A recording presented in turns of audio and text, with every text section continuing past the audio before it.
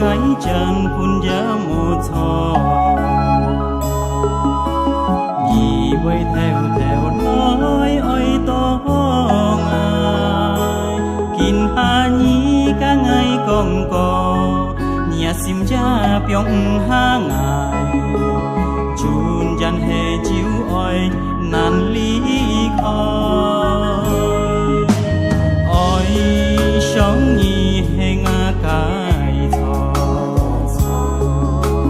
chín quê ngài oi nhí ăn lo no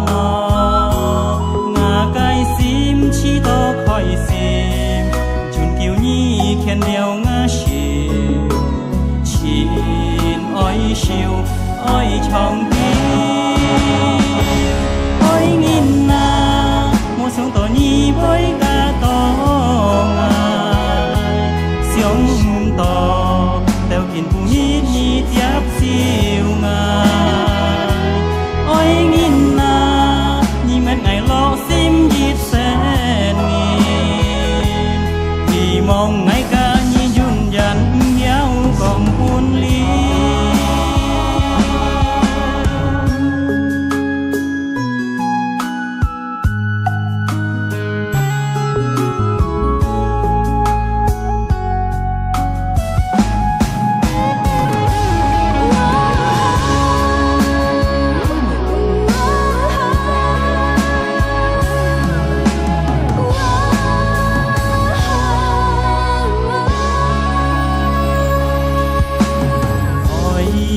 sống nhị he nga cái thò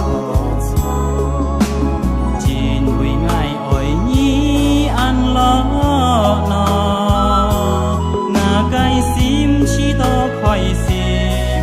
chun kiu nhí khen leo nga xiu chín oi xiu oi chong ti ôi nghìn na một sống to nhí với cả to theo kiến phụ nhí nhí tiếp siêu ngài ôi nghìn na nhí men ngày lo sim dít sen nghìn thì mong ngày cả nhí dùn dần giao còn buồn ly ôi nghìn na một sống to nhí với cả to ngài sống to theo kiến phụ nhí nhí tiếp siêu ôi nghìn na nhí men ngày lo sim dít sen nghìn